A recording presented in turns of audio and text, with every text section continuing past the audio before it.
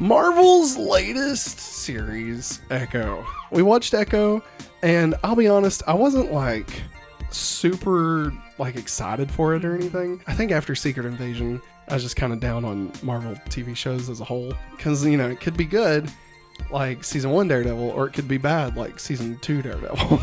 You know, of course, when they mentioned that like Vincent D'Onofrio and Charlie Cox were going to show up, like obviously that piqued my interest. But like even Hawkeye wasn't my favorite series, you know, and so like I just didn't know if we really needed to like sequelize any aspect of that. But I'm happy to say I was totally wrong. Like the way the first episode begins, like blew my mind a little bit, because I was not expecting that. No. And just super stylized, way more stylized than I was expecting. Yes. And like by the end of it, I cared about like all these new characters that they'd brought up. What was the one guy's name? I can't think of his name. Biscuits. Was it Biscuits? And somebody said that the dog's name should have been Gravy. Should have been. But it was like Billy Jack or Bobby Jack, something like that. But no, I thought it was great, man. Yeah. And like seeing Echo like find out what her powers are and stuff, that she even has powers. Yeah. And then like of course the flashbacks with like the one in there's only one scene with Daredevil, which I'm kind of happy about. Like which was good though. Yeah, it was a great scene with Daredevil. Like it felt like classic Daredevil. Like Ben Affleck Daredevil. I'm joking. But I'm glad like they didn't make the show all about that. You know, about Daredevil, because it's Echo's show. So I'm glad they believed in the character enough to actually let her have her whole show. Yes. Now, I mean, of course, some would argue Kingpin being a part of it kind of still plays a factor. But given the character that they made, that she's so tied to Kingpin in this universe anyway, it didn't feel forced. Like, some of the stuff didn't feel necessarily like it flowed good with each other, you know? Like some of the stuff she was doing, and then, you know, showing, like, her being trained by Kingpin and stuff. Like, it just felt like it was kind of at odds with itself. Almost like it was trying to work it out and make it fit instead of it actually fitting storyline-wise. But I liked all the Kingpin stuff. I thought overall it was good. The Kingpin specifically. Yeah. I can't wait to find out what the hell, this is spoiler free, but what she did with Kingpin, like not with, but to Kingpin. I can't wait to find out more about that, because like that is not, I have no idea what that's going to lead to, but it's exciting. Yes. Maggie, what did you think about Echo? I really enjoyed it. I loved seeing how the cultural, I can't think of a word. You're fine. Not references, but I just like how it showed. Aspects? Yes. Especially like throughout the timeline. Yeah. How it affected each person in her family tree and stuff. I thought that was cool. It was awesome. I remember watching the first episode and how it began. Me and you was just like looking at each other like, I was like, what is this? What is going on? This is totally not what I was expecting from Echo. Yeah. And yes, the Daredevil scene, I just loved the fighting. Totally. That was good. And I really liked the grandma and grandpa. It's sweet. Their relationship, like the family drama. Like, I mean, obviously them two together, like how they played off each other, they were really cute. But like the family drama itself was very, it felt very sincere. Yes. You know, and like you kind of fucking hated the grandmother, you know? Yeah. It reminded me in ways of like Crazy Rich Asians. Yes. Where it's like just there's so much family dynamics at play here, you know? And like people are trying to not tell each other about people being around and stuff because they don't want them to get hurt. Yeah. But then it's also like it would be better if they saw each other, you know? And like when is it Maya? Yeah, that's right. When like Maya finally you know, talks to her grandmother and stuff, like it's like I found myself engrossed in that aspect of the show, even though it was lacking any kind of like superpowers or like, I mean, it was just a good character drama, you know, like, and it just so happened to tie into Marvel. And like, I would love for more stuff like that. And I guess that's what the Spotlight series is. Yeah. But like, I would love for more shows like that. Like, it doesn't have to be such, huge repercussions for the series. Like, Maya doesn't have to be an Avenger or a Defender if that happens to be the case. Yeah. Like, she can just exist. Almost like Werewolf by Night, but more filled out, a little bit more tied to the Marvel Universe, but not being so important that it's like dragged down by how important it is. I thought it was great, honestly. Dang it. I had a thought. It's gone. Henry says he really enjoyed it. I enjoyed it. I thought it was great. I can't remember. I love the bowling alley.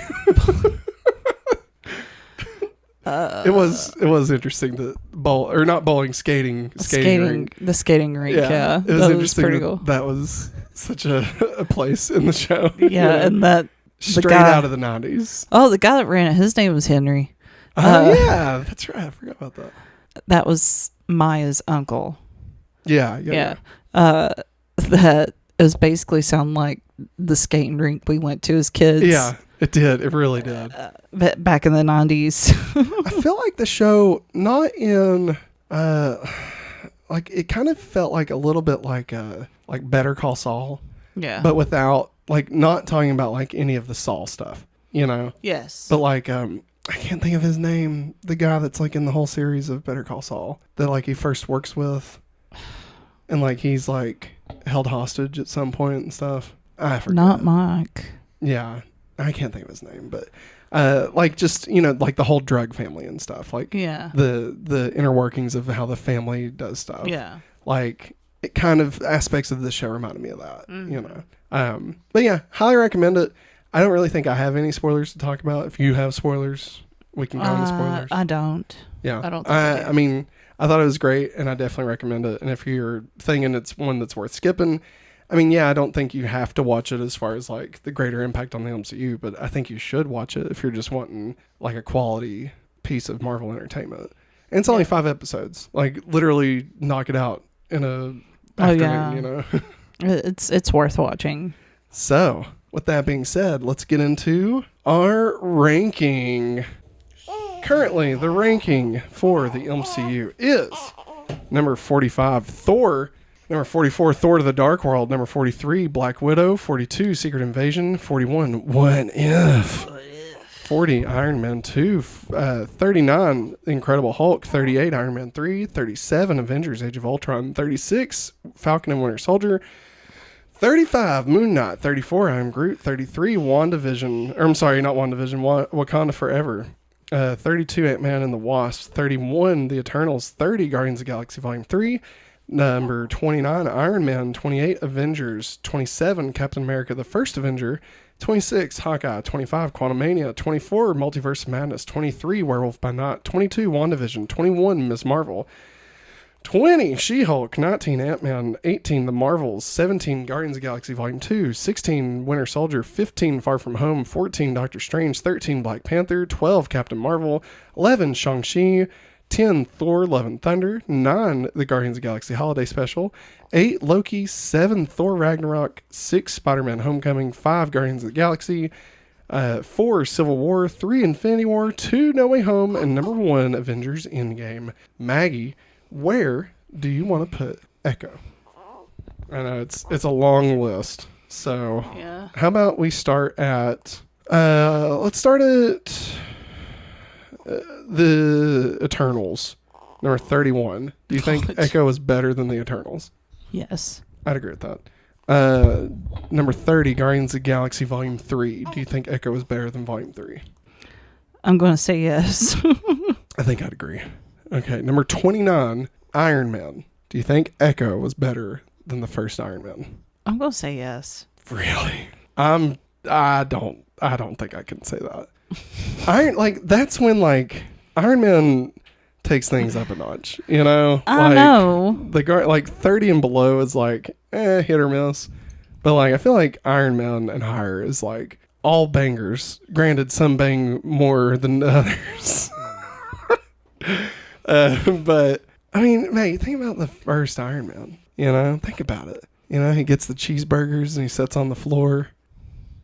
That's probably like the worst. He has like the worst hair. And I remember this. Tony! Tony Stark built it in a cave with a box of scraps. Remember that? Yeah. I mean, I don't know. I feel like my brain's not fully here, but I think I've made my argument that is better than Echo.